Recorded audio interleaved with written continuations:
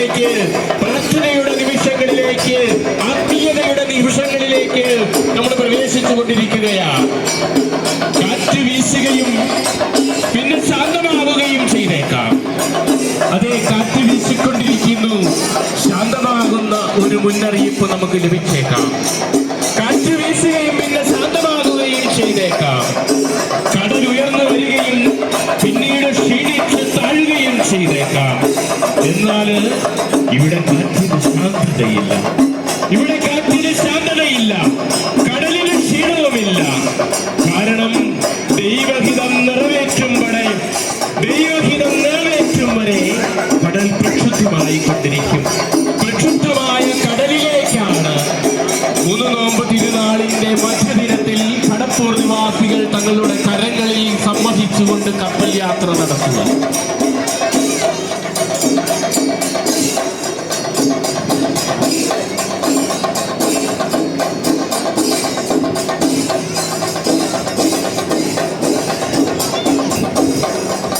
കുറവിലങ്ങാട് മുത്തിയമ്മ, ഞങ്ങൾക്ക് വേണ്ടി പ്രാർത്ഥിക്കണമേ. വലിയ പള്ളിയുടെ തെക്കേ മുറ്റത്ത് കൂടി തെന്നിച്ചലിച്ചു കൊണ്ടിരുന്ന, കാറ്റിലും കോളിലും പെട്ട് ആടി ഉലഞ്ഞുകൊണ്ടിരുന്ന കപ്പലിത ഒരിക്കൽ കൂടി സഞ്ചരിച്ച് വലിയ പള്ളിയുടെ തിരുമുറ്റത്തേക്ക് എത്തിയിരിക്കുകയാണ്. വലിയ പള്ളിയുടെ തിരുമുൻപിൽ, ആലവാതിലിന്റെ തിരുമുൻപിൽ, മദ്ബഹായുടെ തിരുമുൻപിൽ പിതാവായ ദൈവത്തിന്റെയും യോഹന്നാൻ മാംദാനയുടെയും സ്വർഗാരോപിത മാതാവിന്റെയും കർമ്മല മാതാവിന്റെയും പത്രോസ് പൗലോസ് ശ്ലീഹന്മാരുടെയും മാർത്തോമാ ശ്ലീഹായുടെയും തിരുസ്വരൂപങ്ങൾ സ്ഥാപിച്ചിരിക്കുന്ന ദിവ്യകാരുണ്യ സക്രാരിയുള്ള മദ്ബഹായ്ക്ക് മുന്നിലേക്ക് ഇതാ ഒരിക്കൽ കൂടി 7ാമതും 8ാമതും 9ാമതും കുമ്പിടലുകൾ നടക്കുന്ന പുണ്യമുഹൂർത്തങ്ങളാണ് കടന്നു വരിക.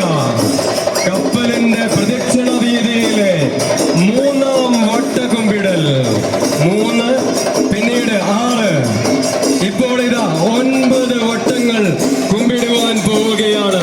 മദ്ബഹായ്ക്ക് അഭിമുഖമായി കിഴക്ക് പടിഞ്ഞാറ് ദിശയിൽ ഒരിക്കൽ കൂടി കപ്പൽ സഞ്ചരിച്ചുകൊണ്ടിതാ ദിവ്യകാരുണ്യനാഥനെ വന്ദനം അർപ്പിക്കുന്നു, ആരാധന അർപ്പിക്കുന്ന സുന്ദരം നിമിഷങ്ങളിൽ മുത്തിയമ്മ പദമൂന്നിയ മണ്ണിലായിരിക്കുമ്പോൾ നമുക്ക് പ്രാർത്ഥിക്കാം, വിളിച്ചു പ്രാർത്ഥിക്കാം.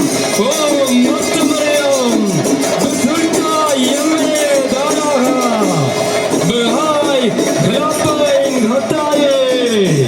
കുറവിലങ്ങാട് മുത്തിയമ്മേ, ഞങ്ങൾക്ക് വേണ്ടി അപേക്ഷിക്കണമേ. 1ാം വട്ടം ഒരിക്കൽ കൂടി ഈ വട്ട കുമ്പിടലിൽ തിരുനടയിലേക്ക് ഓടിക്കയറിയിരിക്കുന്നു. 3 വട്ടമാണ്, അതായത് പ്രദക്ഷിണ വീതി ആകമാനം നോക്കുമ്പോൾ 8ാം തവണയിതാ പരിശുദ്ധ സക്രാരിയിലേക്ക് കപ്പൽ ഓടിക്കയറുകയാണ്. ഒരിക്കൽ കൂടി സുന്ദരമായ കാഴ്ച നമുക്ക് കാണുവാനായി സാധിക്കും.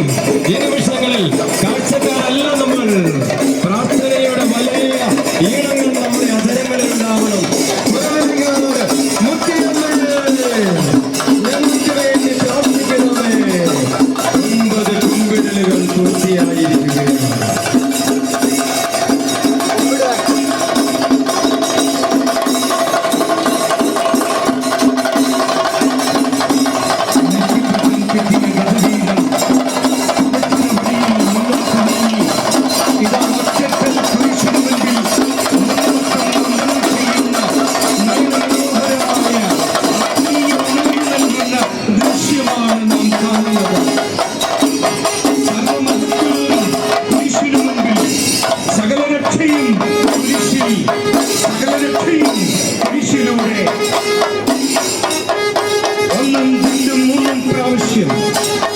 മുത്തിയമ്മയുടെ നിരന്തരത്തിയ ഗതിയിൽ വിശുദ്ധ കുരിശിന് വന്ദനം ചെയ്ത് പ്രദക്ഷിണ വഴിയിലേക്ക് നീങ്ങുകയാണ്.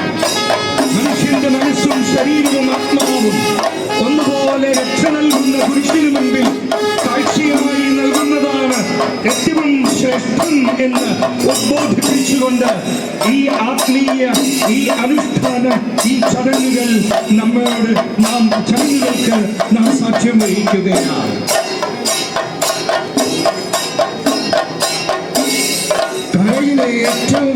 രീതി ഗജവീരൻ കോലങ്ങാട് മുത്തിയമ്മ കൈവിരൽ കൊണ്ട് ഉയർത്തി നാട്ടിയ കൽക്കുരിശിന് മുമ്പിൽ 3 വട്ടം തുമ്പിക്കൈ ഉയർത്തി വണങ്ങുമ്പോൾ 16-ാം നൂറ്റാണ്ടിന്റെ ചരിത്രവേളയിലേക്ക് കുറവങ്ങാടിന്റെ ചരിത്ര നിമിഷങ്ങൾ നമ്മെ എത്തിക്കുകയാണ്.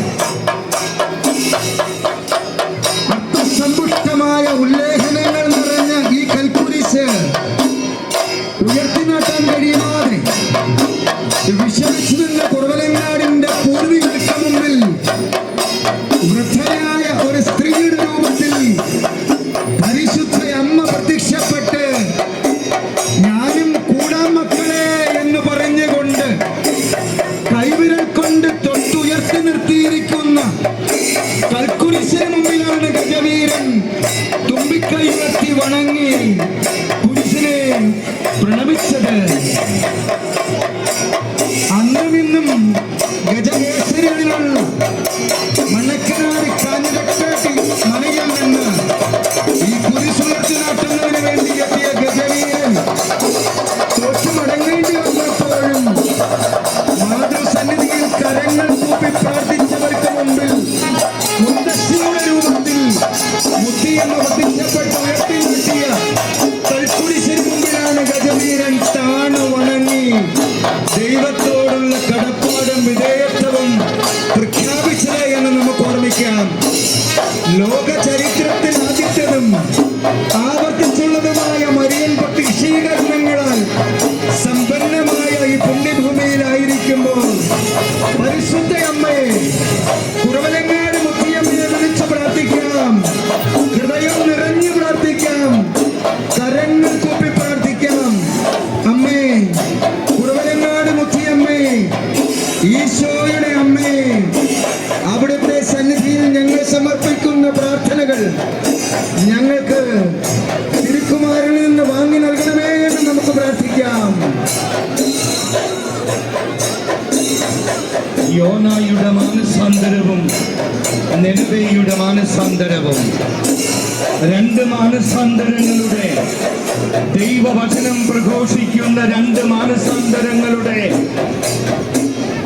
നേർക്കാഴ്ചയാണ്, മാനസാന്തര അനുഭവങ്ങളുടെ നേർക്കാഴ്ചയാണ് കപ്പൽ പ്രദക്ഷിണത്തിലൂടെ 10,000-ങ്ങളായ വിശ്വാസി സമൂഹത്തിന് മുൻപിൽ അവതരിപ്പിക്കപ്പെടുന്നത്. നദകളിറങ്ങി കുരിശിൻ തൊട്ടിയിലേക്ക് ഇറങ്ങി പ്രദക്ഷിണ വഴിയിൽ നീങ്ങുന്ന കപ്പൽ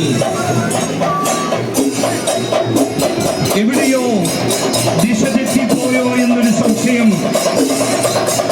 സമുദ്രത്തിൽ, കടലിൽ തിരമാലകൾ ആർത്തുയരുന്നു. അതുപോലെ ഉയരുന്ന തിരമാലകൾ, കടലിലാകെ ആഞ്ഞടിക്കുന്ന കൊടുങ്കാറ്റ്, കപ്പൽ നിയന്ത്രണം നഷ്ടപ്പെടുന്നു. മരണഭയം കൊണ്ട് ആർത്തലയ്ക്കുന്ന ഒരുപറ്റം ജനതയുണ്ട്, ഒരുപറ്റം ജനമുണ്ട് കപ്പലിനുള്ളിൽ. ദിശയറിയാതെ കഷ്ടപ്പെടുന്ന, തണ്ടുവലിക്കാൻ കഷ്ടപ്പെടുന്ന കപ്പിത്താന്മാരുണ്ട്. പ്രിയപ്പെട്ടവരെ, എന്റെയും നിന്റെയും ജീവിതാനുഭവങ്ങളുടെ നേർക്കാഴ്ചയാണിത്.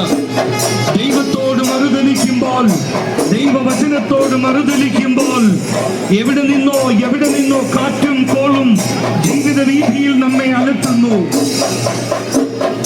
കാറ്റിലും കോളിലും വിട്ട് ജീവിതം നഷ്ടമാകുന്നു എന്ന് തോന്നുമാറ് നാം നഷ്ടധൈര്യരാകുന്നു.